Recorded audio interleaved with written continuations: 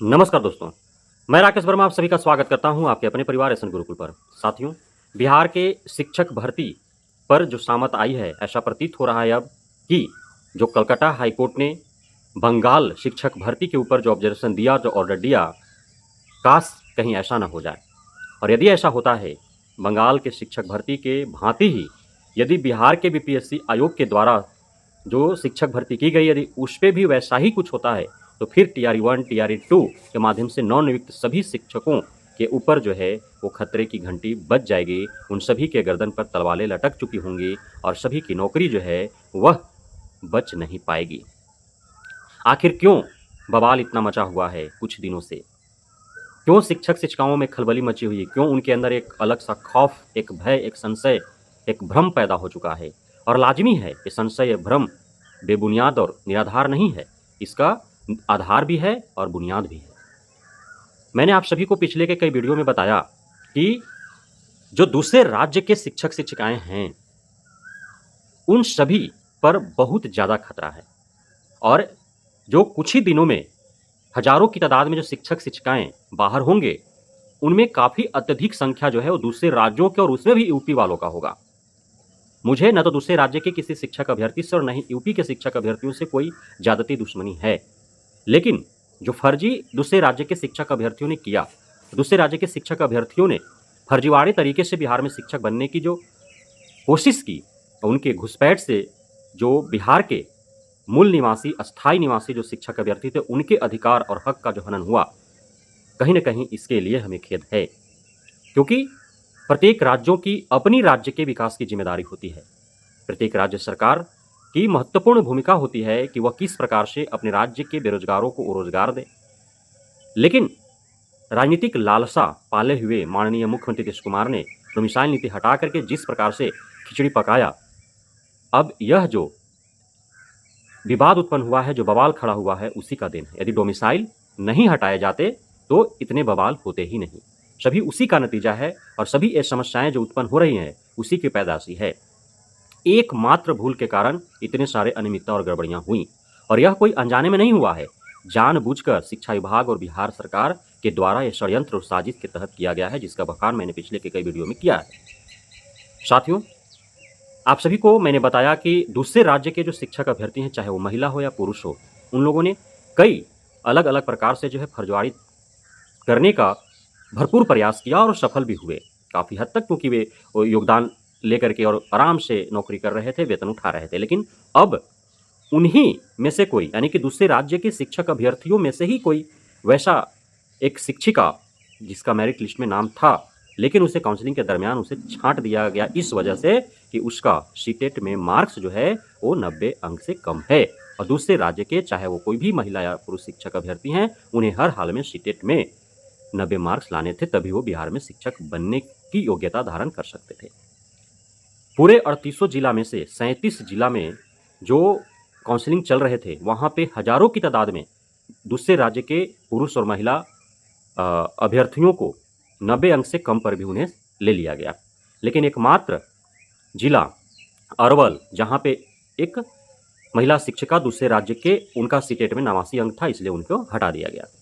अब चूंकि उनके जितने भी परिचित थे, अब यूपी के हैं तो यूपी के आस पड़ोस के, उनके गांव मोहल्ले के हित रिश्तेदार परिचित वाले तो बिहार में शिक्षक बन गए, जिनका 90 अंक से कम था, अब वो नहीं बने, तो इसका मलाल तो उन्हें हुआ। अब इसे लेकर के माननीय पटना हाईकोर्ट का उन्होंने दरवाजा खटखटाया। माननीय हाईकोर्ट ने जो ऑब्जर्वेशन दिया उस याचिका पर, उसमें यह फैसला सुनाया कि बिहार में किसी भी प्रकार से मिलने वाला आरक्षण या छूट का लाभ सिर्फ और सिर्फ बिहार के अस्थायी मूल निवासियों को ही प्राप्त हो सकते हैं, प्रदान किए जा सकते हैं। दूसरे राज्य के चाहे कोई भी शिक्षक अभ्यर्थी हो, उसे नहीं दिया जा सकता है, चाहे वो पुरुष हो, महिला हो, चाहे वो एससी हो, एसटी हो, ईडब्ल्यूएस हो, ओबीसी हो, ईबीसी हो, पीएच हो, एक सर्विसमैन हो, स्वतंत्रता सेनानी के परिवार से हो, नहीं दिया जा सकता है। अब इसे लेकर के बवाल खड़ा हुआ।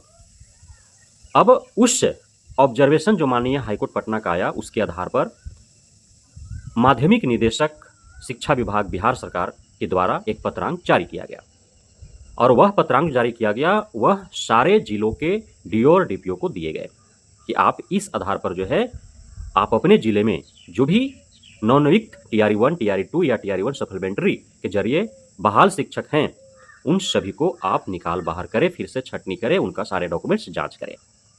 अब सभी DO और DPO नोटिस चिपका दिए कि जितने भी TRE-1, TRE-2 एवं TRE-1 सप्लीमेंट्री रिजल्ट के जरिए बहाल नवनियुक्त शिक्षक शिक्षिकाएं हैं, वे अपने सारे शैक्षणिक, प्रशैक्षणिक, पात्रता, अर्हता से संबंधित सारे कागजात, आधार कार्ड, जाति प्रमाण पत्र, निवास प्रमाण पत्र, उनका PH सर्टिफिकेट, उनका योगदान प्रमाण पत्र, औपबंधिक नियुक्ति प्रमाण पत्र, ये सारे जो हैं उनसे मांगा जा रहा है। अब सभी जो है पुनः एक बार सारे डॉक्यूमेंट्स जो शैक्षणिक, प्रशैक्षणिक, अर्हता, पात्रता, आधार कार्ड, उनका जो नियुक्ति प्रमाण पत्र है, योगदान प्रमाण पत्र है, उनका PH सर्टिफिकेट है, उनका जाति है, उनका निवास है, एवं अन्य जितने भी कागजात हैं जिसके आधार पर उनकी नियुक्ति हुई है, तो उन सारे कागजात को एक फाइल में सजा करके और सभी डॉक्यूमेंट्स पर अपना सेल्फ अटेस्टेड करके, और जिस प्रकार से पूर्व में काउंसलिंग के दरमियान फाइल दिया गया, अन्य स्तरों पर जो है कई दफ़ा फाइल दिए गए, तो पुनः एक बार सभी शिक्षक शिक्षिकाओं को जो है फाइल DO ऑफिस को सौंपना है और पुनः एक बार पूरे बिहार भर के TRE-1, TRE-2, TRE-1 supplementary result से नवनियुक्त शिक्षक शिक्षिकाएं जितने भी हैं, चाहे वो 1 लाख हो, 1.25 लाख हो, 1.5 लाख हो, सभी का पुनर्जांच होगा। और उसमें मूल रूप से जांच क्या किए जाएंगे? तो पहला कि यदि दूसरे राज्य के हैं तो सीटेट का अंक उनका देखा जाएगा। दूसरे राज्य के जो हैं उनका सीटेट का अंक देखा जाएगा, चाहे वो स्त्री हो या पुरुष हो। सीटेट का अंक यदि 90 अंक से कम है तो सीधा उनका फाइल जो है वह साइड कर दिया जाएगा और अगले को जो है नोटिस दे दिया जाएगा कि आप जो है योग्य नहीं है बिहार में शिक्षक बनने के लिए, चुपचाप आप पतली गली से दुम दबा के निकल जाइए। ये पहला हो गया। दूसरा क्या होगा? यदि दूसरे राज्य के हैं और यदि PH कैटेगरी में वे शिक्षक बन बैठे हैं तो उन्हें भी निकाल बाहर कर लिया जाएगा, क्योंकि दूसरे राज्य के कोई भी अभ्यर्थी को आरक्षण का लाभ बिहार में नहीं दिया जा सकता है। तो PH कैटेगरी में वो कैसे चले गए? वो तो UR कैटेगरी के ओपन में आएंगे, महिला में भी नहीं। UR कैटेगरी का जितना भी सीट था और उसमें जो 50% महिलाओं के लिए रिजर्व किया गया, वह रिजर्व सीट जो है वह सिर्फ और सिर्फ बिहार के महिलाओं के लिए था, न कि दूसरे राज्य के महिलाओं के लिए। तो दूसरे राज्य के चाहे जितने भी शिक्षक अभ्यर्थी, चाहे वो स्त्री हो, पुरुष हो, चाहे वो PH हो, SC हो, ST हो, EWS, OBC हो, चाहे EBC हो, चाहे वो स्वतंत्र सेनानी के परिवार से हो, चाहे वो एक सर्विसमैन हो, सभी UR कैटेगरी का महिलाओं के लिए जो आरक्षित सीट 50% था, उसे छोड़ करके जो ओपन सीट जो 50% बचे, उसी पर वो आवेदन कर सकते थे। तो जो उस ओपन सीट को छोड़ करके अन्य किसी भी सीट को यदि धारण कर चुके हैं तो वे सभी हटेंगे। और ऐसे शिक्षक शिक्षिकाओं के तादाद दर्जनों या सैकड़ों में नहीं बल्कि हजारों में हैं। तीसरा, जो फर्जी जाति और निवास बना करके जो आरक्षित कोटे का लाभ लेकर के और वे शिक्षक बने हैं दूसरे राज्य के शिक्षक अभ्यर्थी, वे सभी हटेंगे। लेकिन प्रथम दृष्टया में सीटेट का मार्क्स देखा जाएगा, द्वितीय दृष्टया में PH वालों की जांच होगी, दूसरे राज्य के यदि PH कैटेगरी के हैं तो जहां उनको हटाया जाएगा, और तृतीय जो दृष्टया होगा वह होगा फर्जी जाति निवास का। फर्जी जाति निवास की जांच आखिर होगी कैसे? तो इसके लिए आप सभी को ज्ञात होना चाहिए कि जो 10th का, इंटरमीडिएट का जो CLC प्राप्त होता है उसमें जो है परमानेंट एड्रेस दिया हुआ रहता है।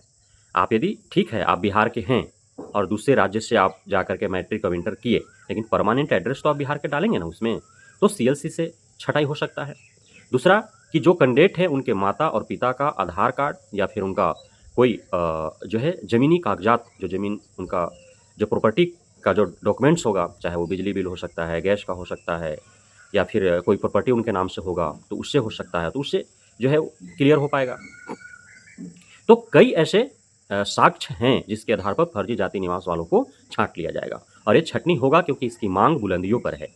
जितने भी शिक्षक संघ संगठन है, जितने भी छात्र संघ संगठन है, इसको लेकर के पूरे प्लानिंग तैयार कर चुके हैं। 4 जून के बाद पूरे मजबूती से, पुरजोरता से, मुखरता से इन सारी तथ्यों के साथ जो है बातों को शिक्षा विभाग, बिहार सरकार के सामने रखा जाएगा कि किस प्रकार से TRE-1, TRE-2 के माध्यम से फर्जीवाड़े तरीके से दूसरे राज्य के शिक्षक अभ्यर्थी जो हैं वो बिहार के मूल निवासी, अस्थायी निवासी शिक्षक अभ्यर्थियों के हक और अधिकार का हनन करके और वे फर्जीवाड़े तरीके से आरक्षण का लाभ लेकर के और वे शिक्षक बन बैठे हैं।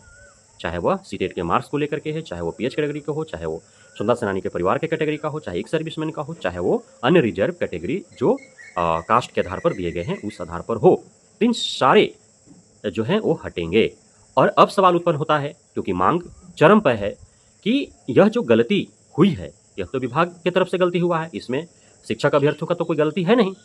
अब आप 6 महीना के बाद उन सारे शिक्षक-शिक्षिकाएँ जो फर्जीवाड़े तरीके से, और वो भी फर्जीवाड़ा आपकी गलती के कारण हुआ, अर्थात विभाग और आयोग की भूल के कारण हुआ, उनकी असफलता का ये देन है कि इतने फर्जीवाड़े तरीके से शिक्षक-शिक्षिकाएँ घुसपैठिए बन बैठे हैं। तो ये सारे अनियमितता और गड़बड़ियाँ विभागीय स्तर से हुआ है, तो इसका खामियाजा बिहार के मूल निवासी, अस्थायी निवासी शिक्षक अभ्यर्थी क्यों भुगतेंगे? क्योंकि हर मोड़ पर जहाँ-जहाँ सुधार और संशोधन हुए, चाहे डोमिसाइल हटाया गया, चाहे फ्रेशर को, अर्थात जो अपीयरिंग थे उनको मौका दिया गया, चाहे नेगेटिव मार्किंग हटाए गए, चाहे अन्य कई संशोधन हुए, चाहे टीआरई 2 के दरमियान जो है भाषा अर्हता को शून्य कर दिया गया।